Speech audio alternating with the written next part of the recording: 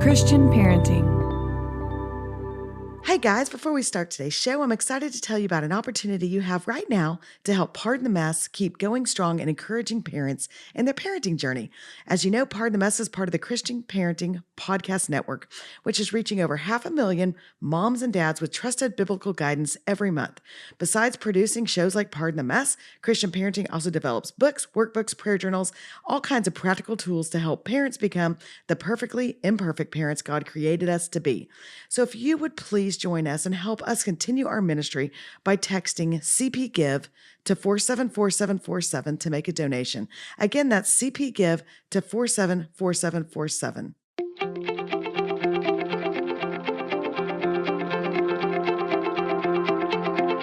This is Cynthia Yanoff, and you're listening to Pardon the Mess. Each week we have honest discussions about the ups and downs of parenting and the lessons God is teaching us along the way. It's real, it's fun, and it's biblical.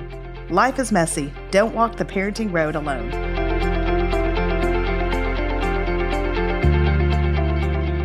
I'm so glad you're with us today on Pardon the Mess. We are continuing our series of awkward conversations, hard conversations, difficult conversations we need to have with our kids. And today we have Ken Wilgus with us. He's a licensed psychologist. He's been with us several times before, and he always has a good word. We are talking about addiction today.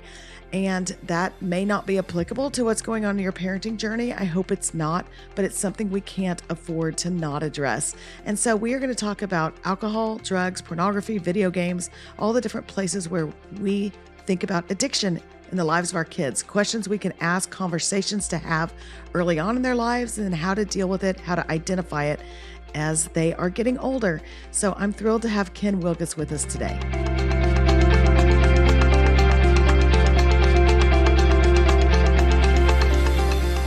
Hey, Ken, welcome back again and again and again to Pardon the Mess. Thanks for having me. Good to see you. Well, it's good to see you. Thanks for being here. I always love everything you speak into because it's so good and so professional, but I always get a good laugh and I always walk away thinking, I should do a better job at parenting these people. So glad you're here. I need probably a reality Here to check. make you feel bad. Yeah, here to make you feel encouraged. No, you're awesome. And so we're talking this month about difficult conversations to have with our kids. And so I think this falls into difficult conversations if we talk addiction. And that's something I think we worry about with our teens, but I think we worry about it with our younger kids too, all the way through. And so one, I just want to start this off by referencing people to your podcast because it's so good. And you speak more in depth in all of these areas. So I want people to hit that for sure. So everyone needs to check out the podcast, Feeding the Mouth That Bites You. And Ken will speak more into this, but today, let's talk addiction. And there's so much we could cover, but I'm just going to maybe hopefully give us a starting place. And so what is addiction? Is there a way for us to even define it? Because I think we say it kind of loosely sometimes like, oh, I'm addicted to Netflix. I'm addicted to Diet Coke. How do we look at addiction? How do we define that? Yeah, that's actually something I get concerned about is that when you get some real results and clarity in one area, like we have learned a lot about addiction, then one of the problems is over years, people start using the term to cover lots of things. And I worry that sometimes when we think about addiction, we're spreading it out into not much. What you really want to think about with your children is addiction to substances. For example, video game addiction, parents will talk about. Well, there is kind of compulsive behavior that you might associate it with that. Like, you're playing your game enough that you don't even eat or whatever. But you should know that research doesn't really support a clear definition of that kind of addiction.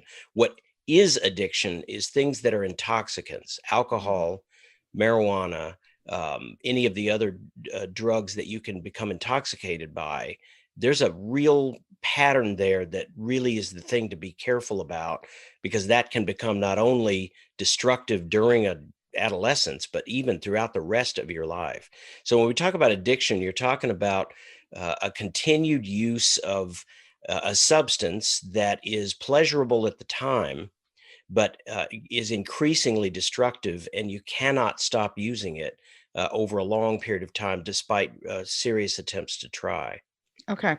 That's good to know. And so here's my next question. And I'm asking you just from counseling knowledge, not necessarily from a medical perspective, but do you believe, and based on what you've seen over the years, do you believe there's addictive personalities because like people that obviously are more prone to addiction, because it's funny, like in my own life, I know that there is a history of alcoholism in my family. And so because of that, I've just made that choice. I'm just not going to drink. And I drink enough Diet Coke that I probably am an alcoholic of that substance. And so that's always just been one of those things. And I've talked to my kids about, like, I think you should be careful. And so medically, we know that there can be genes and things passed down that can lead to that. But is there such thing as an addictive personality in our kids? And is there things to be looking for before it even sets in, and know that they might be prone in that direction? There are a few things that contribute to it. We know that there is an addictive personality in the sense of what you're talking about, like genetic. It tends to be sensation seeking. You can kind of measure it, but that's a little bit loose. It's not like that means you're going to become an addict for sure. But there's definitely groups that if you have 10 teenagers that are getting together and getting drunk every weekend, probably 2 of them will never quite get over this, and the other 8 will stop. The problem is we don't know which will get stuck by it, and the others that can put it away. So there is definitely personality that we know genetically connects to that. But I would be careful that what you can't identify is if you have a teenager that's real rambunctious or real impulsive, boy, that teenager is going to be a drug addict for sure. I wouldn't go that far at all. It's just something to be careful about. Most parents talk to their teenagers about their family background, which is important to talk about. That, listen, I understand that you may not be the only one that's doing the thing you're doing, but you remember Uncle so-and-so and all that happened to him. And we need to talk about it based on our family and our family genetics that make us more vulnerable to that kind of addiction. Yeah. Yeah. And so that's an example, I think, a good example of a conversation to have with your kids before you ever walk through that door. Hopefully we don't, but we walk through that door of addiction. Are there other conversations that you could suggest we have with our kids before this even becomes an issue as they're younger? Are there other things to be discussing that maybe we're not willing to dabble in because it makes us nervous? Yeah, I think these are things that come up sort of like when you think about the sex talk. There's really shouldn't be a sex talk. There should be a number of them as it comes up through their life. And this is similar when it comes up, issues like alcohol, if the topic of marijuana comes up, any other drugs like that, then those are opportunities to throw in, I guess, as far as the child can manage at that age, 10-year-old, 12-year-old, and just making sure that you talk about it. I think the things you want to be clear about is that there are certain things that are addictive in a way that is particularly destructive, but has a whole kind of aura around it that's just fun. For example, when kids get together to drink, and by the way, as I always say, always remember teenagers do not drink, teenagers get drunk. It is not the same thing. There is such a thing as adults that will drink a glass of wine with their dinner. Well, no teenager says, "Ooh, I made pasta. Why don't you come over and we'll have a glass of wine?" We're Yeah. getting that Keystone 24 pack, something that's just beer that's the cheapest and will get us drunk. So even though they're getting together and doing that, it's important to talk to your kids about how that kind of just seems fun, and they never really seem to talk about, hey, let's get together and drink. They just say, well, let's go hang out. Oh, you mean you're going to go drink? Well, we may have a couple of beers. Oh, a couple. You mean 2? You're going to have 2? Well, no, 8. Okay, so there's an odd kind of fog that settles over that whole recreational activity known as getting high or getting drunk, that it's worth talking to your kids about so that they're aware that when it's talked about in these little minimizing terms, like we just got together and yeah, there was some beer there, that you really want to have them prepared that, look, what they're talking about is groups that gather together, and more of the time and more of the people there are getting drunk or getting high, and that is what they do. And once you get in that habit, and you will get in that habit as a group, it is a very difficult pattern to break, if not really impossible. Okay. And that's a good word. And so let's just dive into alcohol when we're talking about addiction. And I think it's interesting because I heard you say this, or y'all talk up on your podcast, that you can't assume other parents are on the same page with you when it comes to alcohol. And, we've all heard the line of like, if my kids are going to drink, I want them to do it in my house kind of thing. Right. Or, or you get the kid once in a while. I think I heard this one time. Well, Jesus drank wine. And you're like, oh, thank you. That was extremely helpful. It's just Bible exegesis, really. That's what that is. Correct. It's just Correct. helpful. So, okay. So knowing that maybe parents aren't on the same page as we are, and you and I always speak from a biblical perspective, as well. But then the same thing, I also speak from a legal perspective. As a lawyer, I can't help but say it is illegal. You Right. may not drink for, if no other reason, that's it. So let's just start from the premise that we're going to agree that we're not going to tell our kids that they can drink if it's in our home, or we're going to let this happen before they're of age. How do we address that with our kids? Especially because I know that you believe in like letting loose of some things. How do we address it with them? Say, I don't care what everybody else is doing, that kind of conversation with them. But second of all, as we're doing that, how important are boundaries, consequences, that kind of thing as we're walking through it? Yeah, people, I get comments still about people that don't really look into fully the feeding the mouth that bites you kind of philosophy, and think that I had someone even comment on a post that had said, we shouldn't try to be friends with our kids. It's because I talk to parents about giving freedom in a proper sequence that communicates respect and is not over controlling. It surprises parents then to know that when it comes to something like drugs or alcohol, there is no quote freedom of that at all. And I think the only way to manage that is to be quite firm, very confident that, and as you mentioned, parents do that all the time. You've got kids that are, they get kind of moderately crazy. Like, look, I told you, we're very careful. We have a designated driver, and this is a 16-year-old, and and so we're careful when we drink, and and parents sometimes kind of actually will get a little dizzy themselves, like, well, maybe that's okay then, and I have to remind everybody, no, wait, that's not even legal. We're just talking about your parents enforcing what the state expects them to do, which is you are not allowed to drink alcohol or consume drugs at all. And if so, there will be serious consequences that need to actually escalate. If there's a first incidents, then yeah, you should have something 2 week grounded something.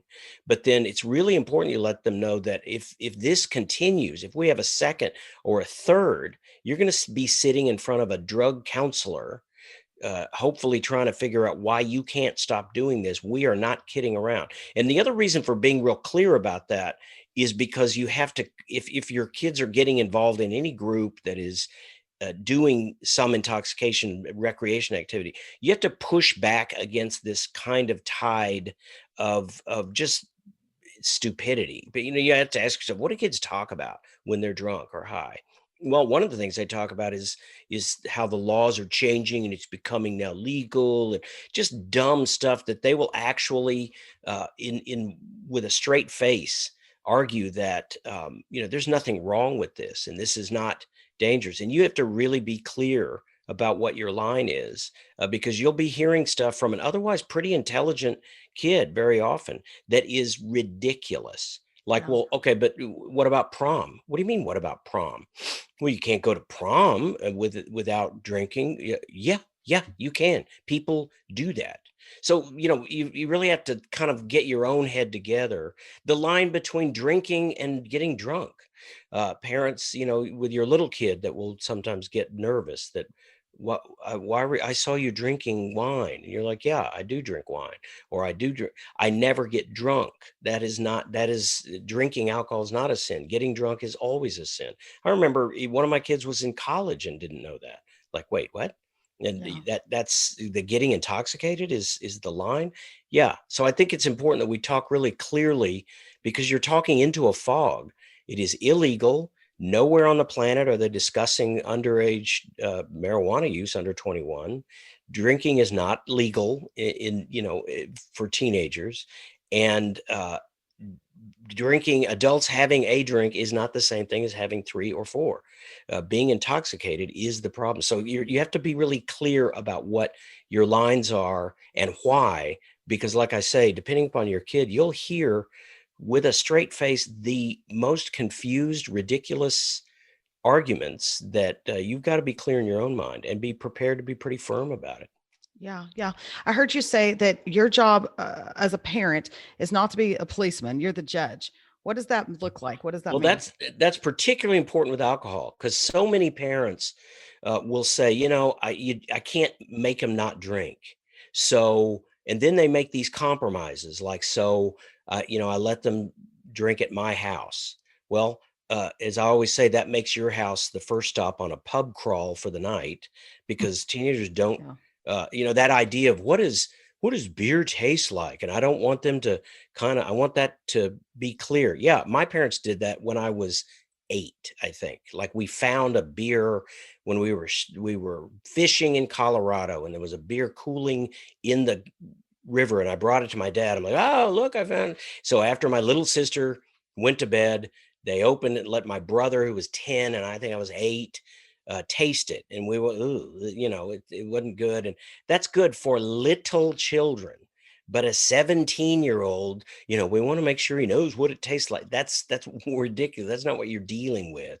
So these are the kind of compromises that happen if you still think my job is to make sure that they don't drink. You cannot make sure they don't drink. And not only that, you need to be real clear that they know that. I can't even make sure you don't smoke marijuana. But I want to be super clear that since I can't really be a policeman, I'm really a good judge. And a judge is the one that doesn't have to stop it. The judge needs to be clear on, here's what the crime that you've committed is in this family, and here's what the consequence will be. And you must be very clear about that. And that is the thing that is much more effective than parents think. You don't have to make sure. You just have to know that we are going to do our best for you to suffer if we do discover solid evidence. And you don't, by the way, have to have a smoking gun. A parent calling with pretty confident information is enough to at least trigger a drug test, that kind of thing. But you need to be clear in letting your kids know, like a judge, this is what we will do if we find out. And that's very often where parents get kind of muddled, that since I can't make them not do it, they end up kind of not doing anything. And that's very common. So you're not a policeman. You don't have to make them stop, but be a Yeah. good judge. Know what you're going to do if you when you find out, issue clear consequences. Yeah. Okay. And so then there's somebody listening that, for once, Ken, this isn't my friend, it's not me, but somebody out there is thinking this. They're thinking, yeah, but I want my kid to know if they ever get in trouble, if they're ever drinking, they can always come to me, that, and I don't want to come on too hard because I don't want them to hide it from me. And it's interesting because I've walked this whole line with my kids. Like, my husband and I have been very firm, like, there will be no drinking under our roof while you're in our house before it's legal, and there will be consequences. And I've even told them, like, I know there's those families that are like, well, if you're going to do it under our roof so we can supervise it. And I've said to them, which is probably incorrect, not only do you not do it under my roof, you better hope to the good Lord that I don't find out, because you Yeah. are dead if I do. But then I understand where some parent might say, well, now they've lost the freedom to call you when they're in trouble. And I don't mean to mock that. I just think, well, how do we walk that line? Well, I told my kids that, if you get into trouble and you find yourself having, basically intoxicated, then you can call me and I will absolutely come get you. No questions asked that night. In other words, I'm not going to come and scold you and freak out, and we'll talk about it calmly the next day. But we will absolutely talk about it the next day. I don't think there's ever a reason for this kind of free ticket home more than once. To your point, the other thing that parents often like is that I feel really good that she tells me all this, or he still feels free to tell me. A lot of parents didn't have good relationships with their own parents, and they love that. I don't want to discourage him from feeling like he can be honest with me. Well, the problem with that is that they're being honest while they tell you about a crime they're committing. By the way, not even they're drinking, it's they're being where other kids are drinking. You're not even allowed legally to be there. And you keep mentioning the family that says, you can drink here. You know that I think this is true in most states, definitely true in our state. If you let your kid have some alcohol, that's fine. You can, have them sip champagne at a wedding. You can't let them get drunk. If you give it to anybody else's kid, that's called contributing to the delinquency of a minor. That is illegal, and you Yeah. must not partake in that. But the point there is that you have kids that will, need to kind of hear that kind of line, and the kind of distinction about what it is that we require, and be real clear about that. Awesome. Okay, that makes sense. And so With the teenage brain, is there certain years, like, how we always hear that like their forebrain isn't developed. And so they're, more likely to drive off a cliff and think they won't be the Right. ones that get hurt or Right. whatever. Is that the same thing with addiction in our kids, whatever that addiction is? Are they more likely, are they a higher risk in those teenage years? That something we need to be concerned about? Is there a certain age that we're like, oh man, keep your eye on the 14, 15, 16-year-old? Or is that not necessarily the case? I'm glad you asked that because my field loves me some neuroscience. These brain scans are very new, and the data we're getting is pretty exciting, but it is new. Hmm. So, and as I've said before, it's not surprising with our tendency to, we still think of adolescents as old children. And that ideology then causes data that comes out about brain function to be put in the wrong category. The one you mentioned about the frontal lobe isn't finished developing until the early 20s, and certainly later than we had once thought. It was not a surprise that there was a whole uh, series of journal articles and so forth that talked about the implications mean that our kids shouldn't be driving, they can't handle stuff, and there's some data that shows that teenagers can certainly have higher risk in car accidents, things like that with alcohol. But it took a lot of research to finally push back and go, wait a minute, this same discovery that we're all excited about in the brain is the same thing that's been going on throughout time, and teenagers do have some higher risk with alcohol and with most anything because of their inexperience, and they will take risks because they're trying out new things, which is kind of true of many stages of adulthood if it's brand new to you. So teenagers will make mistakes, but as a group they don't make higher uh, choice poor choices that anywhere comes close to looking at, this is kind of poor brain development or some sort of developmental delay. These are the same teenagers before we discovered our cool neuroscience stuff. It's the same stuff. And teenagers make very responsible decisions and are very, can be very careful with these things, especially if they understand the consequences. So, yeah, brain development discoveries does not change anything about what we've known all along with teenagers. It's just cool to see the little lights light up on our screen when we look at the brain and go, "Ooh, look, Yeah. that's the frontal lobe." We love that stuff. Yeah. So I love a good nerdy brain scan, Ken. I'm with you on this.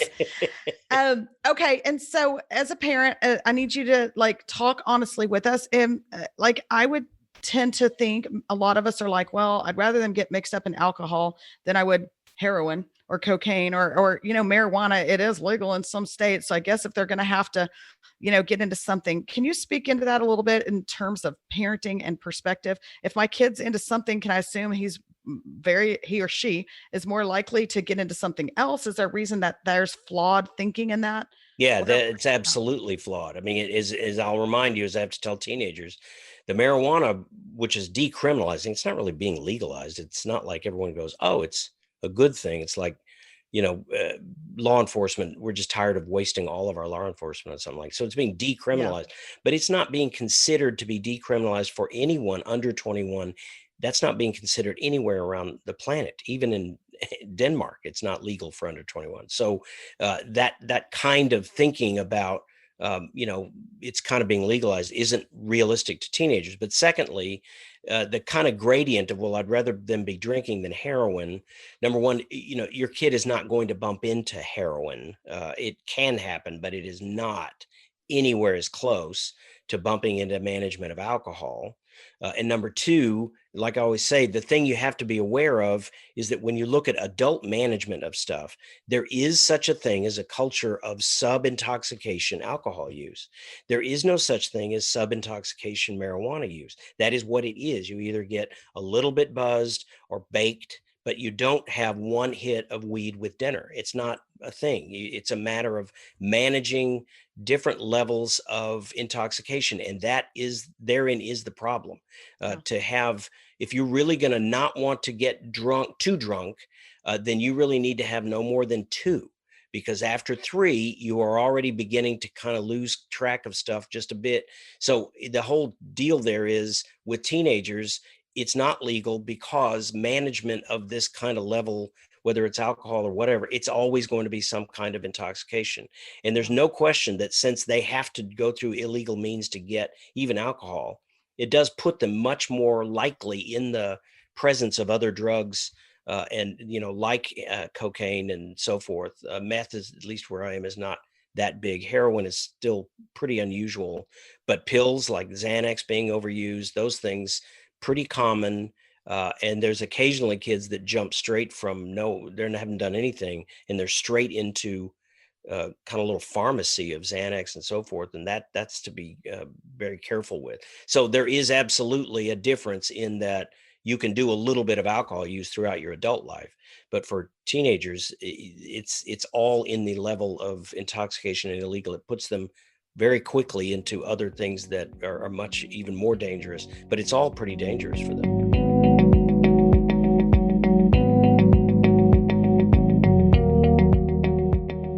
Hey guys, I want to jump in here for just a minute to tell you about our sponsor for today's show, SkyRanch.org. We love Sky Ranch, and as parents, we're trying to be intentional in raising our kids in their full potential, but they can be distracted by technology, social pressures, and daily routines. Enter Sky Ranch Camps. A summer camp in East Texas, it's crazy fun with a powerful purpose. Kids get to experience a week that is over-the-top intentional in safety, fun, and faith, and it takes place in the backyard every kid dreams of. Sign your child up for the best week of their summer at SkyRanch.org. And for Pardon the Mess listeners, there's a special code. If you put in Sky Parent, you get $200 off. So thankful for Sky Ranch and all that they do. Check them out at SkyRanch.org. And then again, I would love for you to prayerfully consider donating to ChristianParenting.org. We're 100% donor funded, and we love what we do, and we are so grateful for the ministry of equipping parents. Over 500,000 every month are equipped to raise their kids in the Lord. And so for us to continue doing exactly what we are called to do, we need your help. So you can text CP Give to 474747. Again, CP Give to 474747 in order to make a donation to our ministry, or also go to cpgive.org.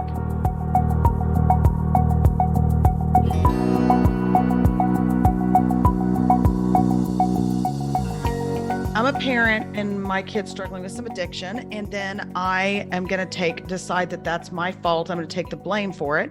And so I'm going to need you to speak into why we're not going to do that. And then two, I think you have a really strong word. On the flip side of that is we also are not going to be enablers. We're not going to take responsibility for bad actions and live or die on that hill all the time, but we're also not going to enable along the way. So can you encourage us and speak into that? Yeah, I think that the feeling blame part is a lot of times, for example, some parents really had a really hard time with drinking when they were a teenager, or drug use. And they forget that no matter what went on for you, that may or may not help you to be educated, but you're now playing the part of the parent. So, sometimes a teenager will say, you can't be grounding me for drinking. You told me you got drunk when you were in high school. Well, that actually shuts down some folks. Like, well, good point. That's not a good point at all. You are now playing the part of the parent, and what you've been through may help you to know more, but you're still going to be the parent. You don't earn parent by having done a good job when you were a kid. You're just the parent. So you need to do that. And then the other part that I think is the way that parents enable teenagers, and again, enabling is when it's part of your identity. Their use of drug and alcohol is kind of connected with who you are. When parents get over involved in I want to keep things open and honest, I wanted to be able to always talk to me about this, we're trying to find the way to keep him from drinking. Like, there must be something underneath that. Is he depressed? And we want to get at the cause. That's really the reverse. The reason that the kids have problems with drinking is because they're drinking. And to get at some underneath it thing that once we get at this, they won't be tempted to drink or use drugs, is the reverse. You need to flip that around and shut down whatever as best you can, put clear consequences on their use of these things so that they're not using that. And then there may be some underlying causes, but kids that drink a lot, it's almost always because they're in part of a group that does that. And it doesn't signal some underlying depression. It's just part of their social activity, and it draws them in. So parents that get too involved with what's the sort of underlying cause, and they want to be an extra good parent by getting at that without going through this the really hard work of putting the consequences down. That's really how you often end up enabling.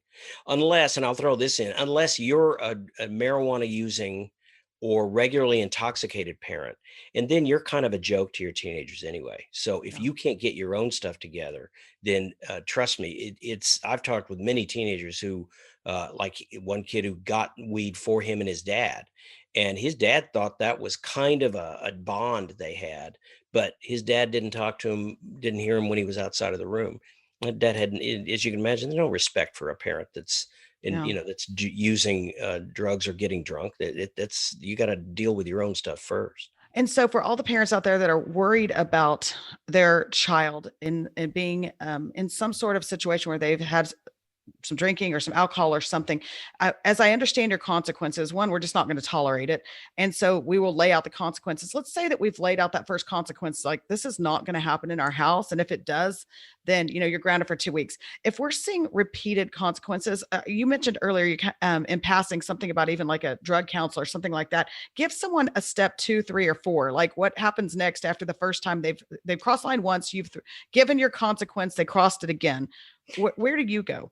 Yeah, as long as you keep in the variables of how much time went between them, Yeah. what you can tell about what you have suspicions about with their friends, then 2 weeks, basically, intoxication, being caught with or using anything like is a serious thing, and serious consequences is usually not less than 2 weeks of grounding, but not more than 4 weeks of grounding. If you do more than four, it's like a life sentence. It doesn't have much impact after that.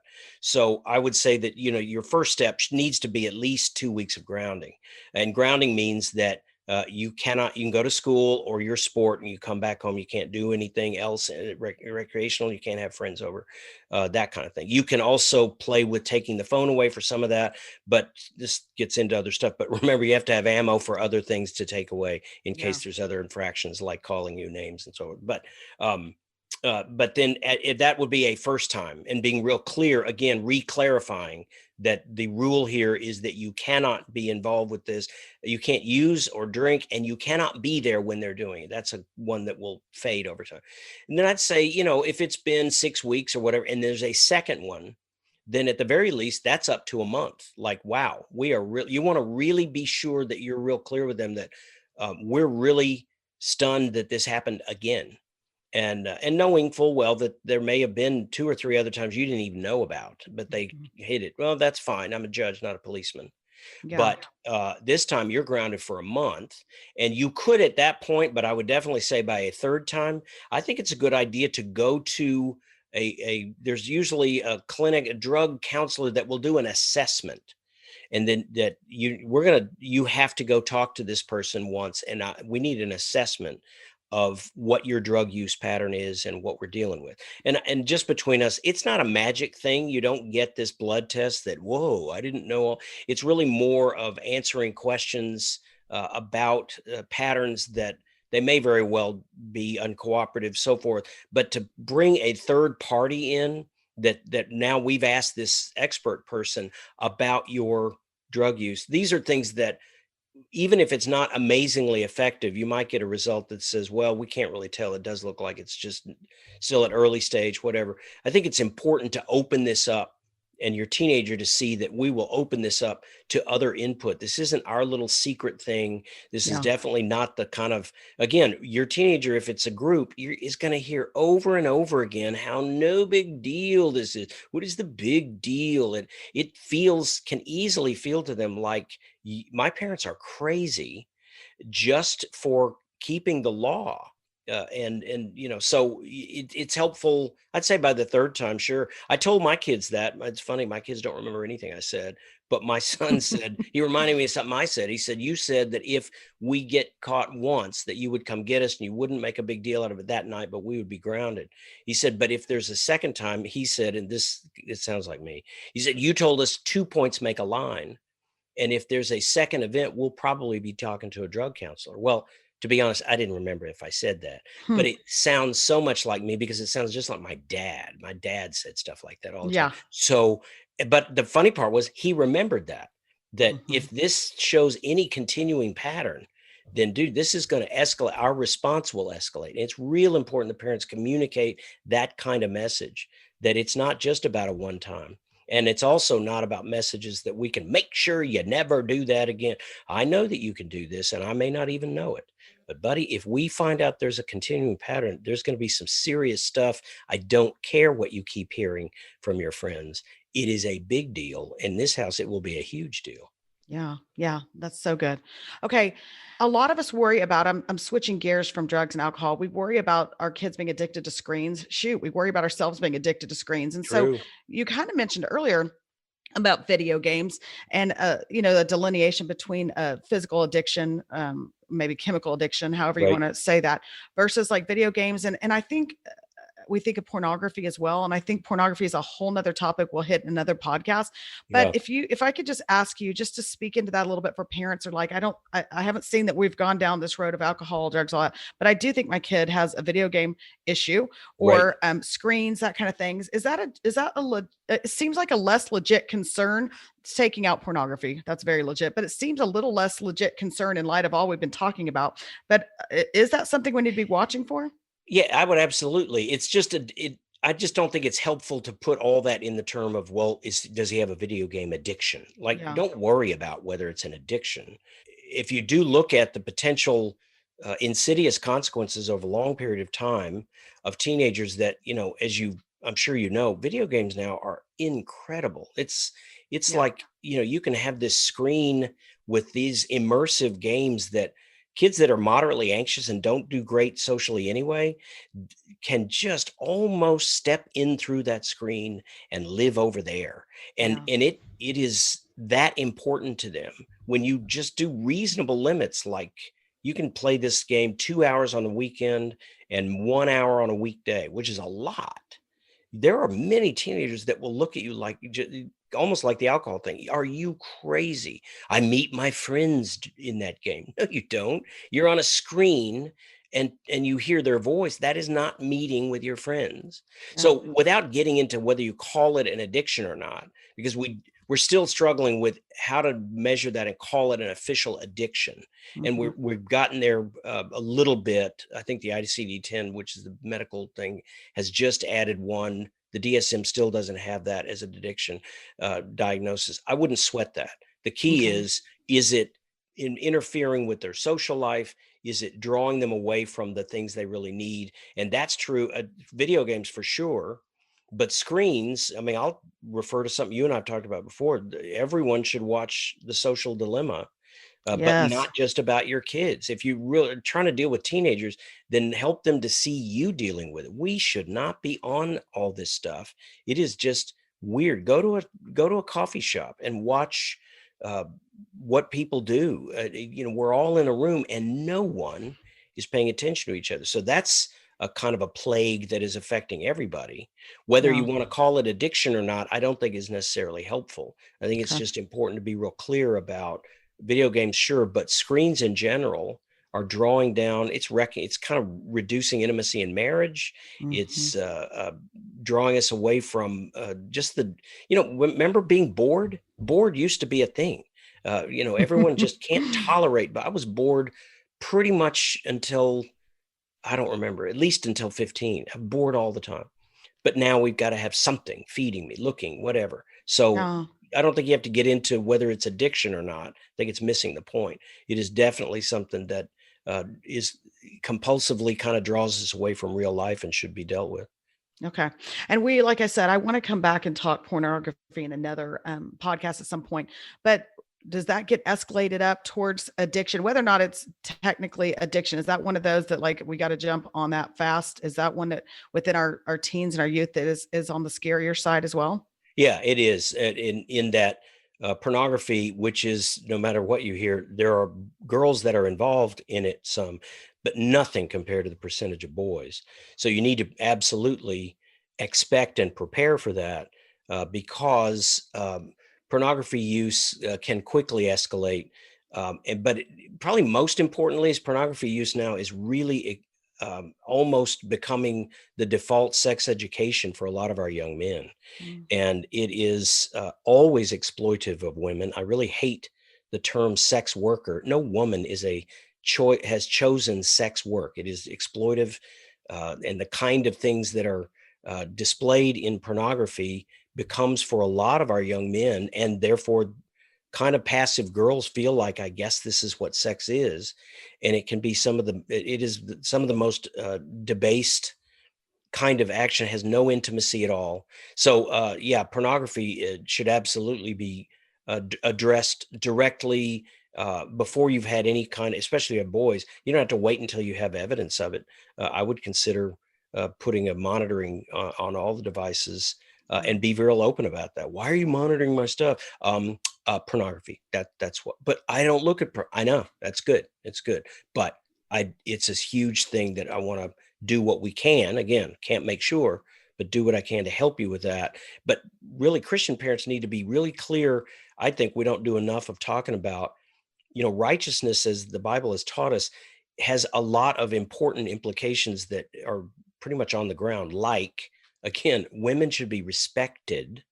And you're my son. I want you to learn to respect women, so that when you are with your wife, you will be able to look her in the eye and be honest, things like that. Yeah. So it can Yeah. escalate very quickly because of the effect it has on our human relationship. Okay. That's good. That's good. There's so much in that. Okay. So as we wrap up, I love that you always say we're not going to parent like from a fear-based That's perspective. right. And so knowing that, I love when I was listening to something I heard you speaking, you were just talking about how much God loves our kids and how he loves them more than we do. And I think when we think addiction, that's such a good reminder of just like, he's for them. He's for us as parents. He's equipped us to do this. And the road will not be A to B. It will be zigzag along the way, inevitably, but that, this isn't all on us at the end of the day. Can you just encourage parents in that? And you said something that was kind of funny. You said God loves them more than we do. So it kind of reflects on him when our kids are struggling. And It's I true. like, It's what is that? I'm true. not even sure I know what that means, but I kind of liked it.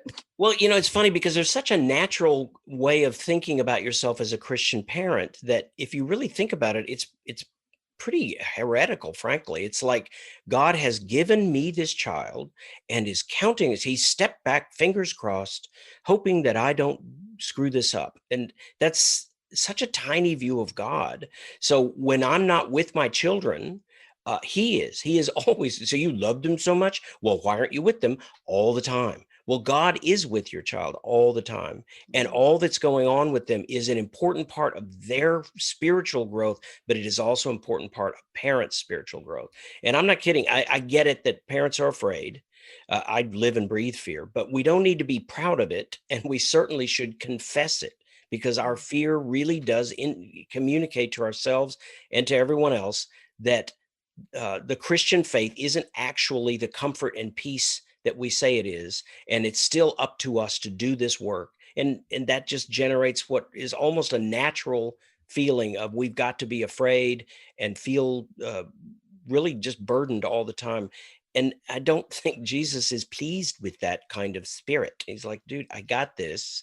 If you will pray and lean on me, then you will know that what is happening is working toward a good thing, even though you will not like everything that goes on because I haven't asked you. This plan is actually bigger than you.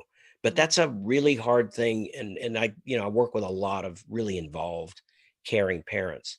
And that's where I find it to be, it's such a natural thing to figure that as a Christian parent who really cares, we've got to be burdened and fearful and worry. And no, that shows lack of faith ultimately. Yeah, it reminds me of the verse, the yoke is easy, the burden is light. That's exactly And in right. those places where it's not that, then we've probably taken the reins away from Jesus and that we need to hand them back over. And So over and over and over again. every day, every minute. Well, that's an amazing word. And so everyone listening, the book that Ken has written is called Feeding the Mouth That Bites You. It is also his podcast. And the book is really, I feel like it's kind of almost like a resource guide to have. In fact, I had literally, I can't make this up. I was talking to someone at a baseball tournament Saturday, and she said something had come up with her kiddo, and she was reading through one chapter of that book and how it was such a good reminder. Then she found a podcast on it on your podcast, but it really is that it's a resource guide. And she was saying, you need to interview Ken Wilgus more. I'm like, oh, he'll be on Monday. But anyway, it's a great book. So y'all can find it all the usual places. And then Ken, one other thing, tell them about Focus. How can they find you? Do you know yet? I know you just did an interview on Focus on the Family. Actually, it just came out last Thursday and Friday, whichever that date was, March, whatever. Okay. It's a two-part. And I'm interviewed with Jessica Pfeiffer and Ashley Parrish, who are the hosts of the program. And these are two moms they've got 11 kids between them, and they're very involved with all this stuff. And it was really cool to hear them also be able to talk about feeding the mouth kind of philosophy and be very straightforward about it. Because as I've always said, it's particularly hard for moms when you're doing teenagers, because to leave them to their own devices, to give them increasing freedom, basically to show them respect. To a lot of moms, it feels like I'm not being very loving. So it was really cool at Focus to see them really respond to all this and how they've done it. So it's two parts. You can find it on the Focus on Family broadcast. And it's March, with me and Jessica and Ashley. Awesome. It's March 18th and 19th. So that's where everyone can find it. All right. Ken Wilgus, you're the very best. Thank you for being here. Enjoyed it. Good to see you. You too.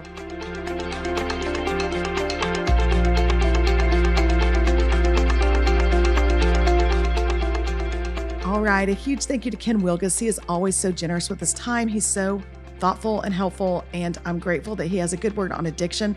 When my son was little, one of our friends that has now become some of our very best friends, their 4-year-old was playing with mine, and he said something like, say no to rugs, R-U-G-S. And my son was like, what?